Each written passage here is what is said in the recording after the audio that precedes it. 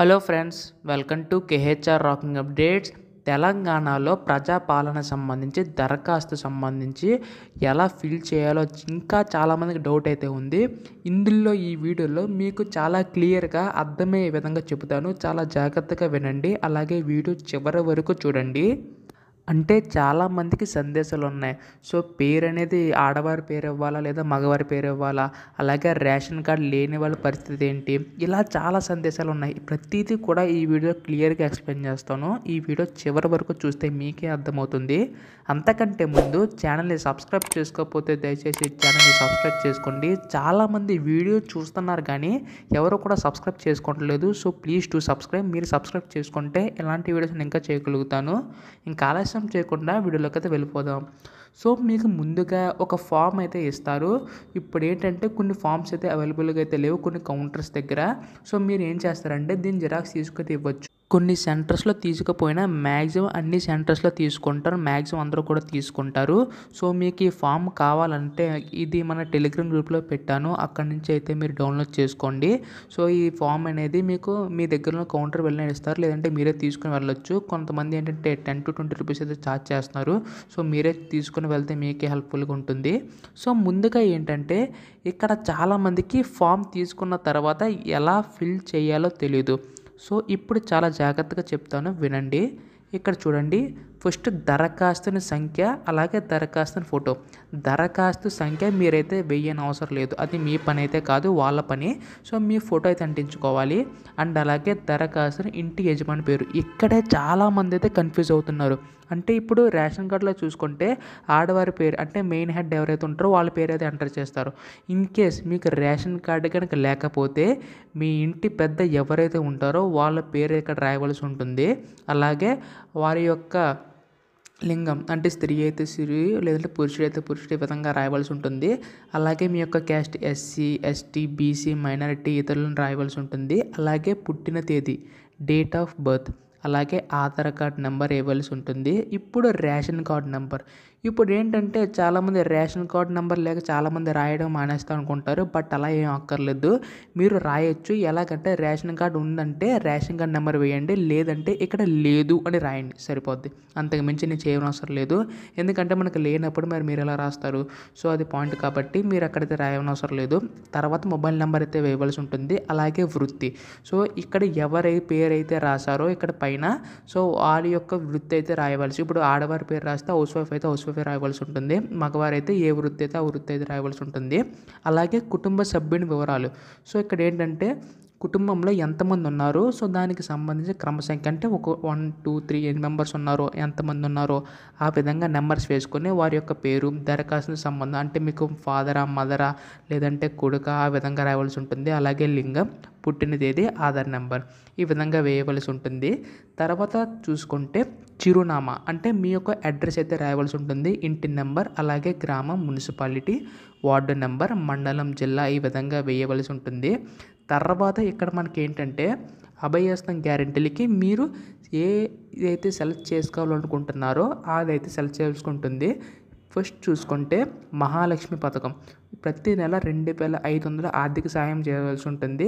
So అలాగే 500 gas cylinder, ఈ విధంగా 2 ఆప్షన్స్ ఇచ్చారు. ఒకవేళ మీకు ఇది కావాలనుకుంటే దీన్ని టిక్ చేసుకోండి. అలా కాకుండా గ్యాస్ సిలిండర్ కావాలనుకుంటే అక్కడ టిక్ చేసి మీ గ్యాస్ కనెక్షన్ నెంబర్, అలాగే కంపెనీ పేరు, సంవత్సరానికి వినియోగిస్తున్న గ్యాస్ సిలిండర్ సంఖ్య అయితే వేయవలసి ఉంటుంది. అలాగే రైతు భరోసా పథకం చూసుకుంటే ఇక్కడ మీకు 2 ఆప్షన్స్ అయితే ఇచ్చారు, ఒకటి రైతు, ఇంకోటి కౌలు రైతు. సో మీరు ఏ దానిలో వస్తారో అక్కడైతే వేయవలసి ఉంటుంది. తర్వాత పట్టాదారు పాస్ పుస్తకం నెంబర్లు అయితే ఉంటుంది. అలాగే సాగు చేస్తున్న భూమి వివరాలు అంటే మీకు అక్కడ ఎన్ని ఎకరాలు ఉన్నాయి, ఎన్ని గుంచాలు ఉన్నాయి అక్కడైతే రాయవలసి ఉంటుంది. ఒకవేళ ప్రతి ఏటా 15,000 కావాలనుకుంటే ఇదైతే టిక్ చేయాలి. అలా కాదు వ్యవసాయ కూలీలకు 12,000 కావాలనుకుంటే ఈ విధంగా టిక్ చేయండి. ఇప్పుడు చూసుకుంటే ఇందిరమ్మ ఇళ్ళ పథకం, మ్యాక్సిమం అందరూ కూడా ఇందిరమ్మ ఇల్లు పథకానికి అయితే ఎక్కువ అయితే టిక్ చేస్తున్నారు. సో ఇక్కడ చూసుకుంటే మనకి ఇక్కడ ఆప్షన్స్ అయితే ఇచ్చారు. ఇక్కడ చూడండి, ఇల్లు లేని అర్హులైన కుటుంబానికి ఆర్థిక సహాయం కావాలా, లేదంటే అమరవీరులు మరియు ఉద్యమదారులు 250 గజాలు ఇంటి స్థలం ఇవ్వాలా, ఈ విధంగా మీకైతే 2 ఆప్షన్స్ అయితే ఇచ్చారు. సో దాన్ని బట్టి మీరైతే ఈ మొత్తం అంతా ఫిల్ చేయవలసి ఉంటుంది. సో ఇక్కడ చూసుకుంటే అమరవీరుల కుటుంబం ఇక్కడ టిక్ చేసి అమరవీరుల పేరు, అమరులైన సంవత్సరం, FIR number, death certificate number ఏదైతే వేయవలసి ఉంటుంది, తెలంగాణ ఉద్యమంలో పాల్గొన్నారా లేదా ఎక్కడైతే వేయవలసి ఉంటుంది. తర్వాత ఈ విధంగా పేరైతే రాయవలసి ఉంటుంది. ఒకవేళ గృహజ్యోతి పథకం కనుక కావాలనుకుంటే ఇక్కడ మనకు ఒక ఆప్షన్ అయితే ఇచ్చారు. ఇక్కడ చూడండి, కుటుంబానికి ప్రతి నెల 200 యూనిట్లు ఉచిత విద్యుత్. అంటే ఇక్కడ చూసుకుంటే ప్రతి నెల ఉచిత కరెంట్ అయితే ఇస్తారు. ఒకవేళ ఈ పథకం కావాలనుకుంటే ఇక్కడైతే టిక్ చేయవలసి ఉంటుంది. ఇక్కడ మళ్ళీ మనకి ఇక్కడ 3 బాక్సులు అయితే ఇచ్చారు. అంటే మీ ఇంట్లో ఉన్న విద్యుత్ వినియోగం అనేది 100 యూనిట్ల లోపు ఉంటే ఇక్కడ టిక్ చేయవలసి ఉంటుంది. అలా కాకుండా 100 యూనిట్ల నుంచి 200 యూనిట్ల మధ్యలో ఉంటే ఈ బాక్స్ టిక్ చేయవలసి ఉంటుంది. అలా కాకుండా 200 యూనిట్ల పైన ఉంటే మాత్రం ఇక్కడ టిక్ చేయవలసి ఉంటుంది. సో ఈ విధంగా అక్కడ ఏంటంటే గృహ వినియోగ విద్యుత్ మీటర్ సంఖ్య నెంబర్, అంటే మీ యొక్క విద్యుత్ వినియోగ సంఖ్య నెంబర్ అయితే వేయవలసి ఉంటుంది. అలా కాకుండా చేయూత పథకం కావాలనుకుంటే ఈ విధంగా ఇక్కడైతే వేయవలసి ఉంటుంది. చేయూత పథకం కింద నెలకు 4,000 మరియు దివ్యాంగుల పింఛన్కు 6,000 పొందేందుకు ఈ విధంగా అయితే ఉంటుంది. సో మీరు చాలా జాగ్రత్తగా అయితే ఫిల్ చేయవలసి ఉంటుంది. స్టెప్ బై స్టెప్ ఒక్కొక్కటి చదువుకొని మీరు దానికి అర్హులా కాదా ప్రతిదీ తెలుసుకొని మీరైతే ఫిల్ చేయవలసి ఉంటుంది. చాలా జాగ్రత్తగా అయితే ఉండండి దీన్ని ఫిల్ చేసేటప్పుడు మాత్రం. అండ్ మొత్తం ఫిల్ చేసిన తర్వాత మీకు కొన్ని పత్రాలు అయితే జత చేయవలసి ఉంటుంది. అది ఏంటంటే ఆధార్ కార్డ్ జిరాక్స్ ప్రతి ఒక్కరిది, అలాగే తెల్ల రేషన్ కార్డ్ ఏదైతే ఉంటుందో అదైతే ఫిల్ చేయవలసి ఉంటుంది. తర్వాత మీ సంతకం కానీ వేలు ముద్ర కానీ వేసి ఏ డేట్ని అయితే ఇచ్చారో ఆ డేట్ అయితే ఇవ్వాల్సి ఉంటుంది. ఇది లాస్ట్ అయితే మాత్రం కొంచెం చాలా జాగ్రత్తగా అయితే గుర్తుపెట్టుకోండి. మరీ చెప్తున్నాను. ఇందులో ఏంటంటే ప్రజాపాలన దరఖాస్తు రసీదు అని చూడండి, అదైతే మీరైతే తీసుకోవాలి. మీరు ఇది ఫిల్ చేయనక్కర్లేదు. ఇప్పుడు మీరు ఏ కౌంటర్లో అయితే ఫిల్ చేసిన ఫామ్ ఇస్తారో వాళ్ళు ఈ దరఖాస్తు ఫామ్ వాళ్ళు ఫిల్ చేసి ఇక్కడ దరఖాస్తు సంఖ్య ఉందో చూడండి, ఫస్ట్ స్టార్టింగ్లో చెప్పాను మీకు దరఖాస్తు సంఖ్య వాళ్ళ పని అని చెప్పి. సో మీరు తీసుకున్న తర్వాత మీ సంఖ్య అంటే మీ యొక్క నెంబర్ ఎంతైతే ఉంటుందో అక్కడ వేస్తారు. అప్పుడు ఏంటంటే మీరు ఈ ప్రజాపాలనకు సంబంధించి అప్లై చేసినట్టు మీ దగ్గర ప్రూఫ్ కింద ఉంటుంది. సో ఇదైతే తీసుకోండి, ఈ రసీదు మీ దగ్గర అయితే ఉంచుకోండి. సో రేషన్ కార్డు లేని వాళ్ళైతే కొత్తగా అయితే అప్లై చేయాలనుకుంటే అప్లై చేయండి. ఎలా అప్లై చేయాలో కూడా ఒక వీడియో అయితే చేశాను, చూడకపోతే డిస్క్రిప్షన్లో ఇస్తాను, అక్కడ అయితే మీరు చూడండి. సో మీకు ఇంకేమైనా డౌట్స్ ఉంటే మాత్రం మన టెలిగ్రామ్ గ్రూప్లో జాయిన్ అడగండి, డెఫినెట్గా రిప్లై ఇవ్వడానికి అయితే ట్రై చేస్తాను. అప్పుడే మనకి ఇక్కడ చూసుకుంటే 18 లక్షల మంది అయితే ఆల్రెడీ ఫామ్ అయితే ఫిల్ చేసి ఇచ్చేశారు. సో మీరు ఇక్కడ చూడండి, మొన్న చూసుకుంటే ఫస్ట్ రోజు చూసుకుంటే 7.5 లక్షలు ఇచ్చారు. ఈరోజు నిన్న చూసుకుంటే 8,12,000 మంది ఇచ్చారు.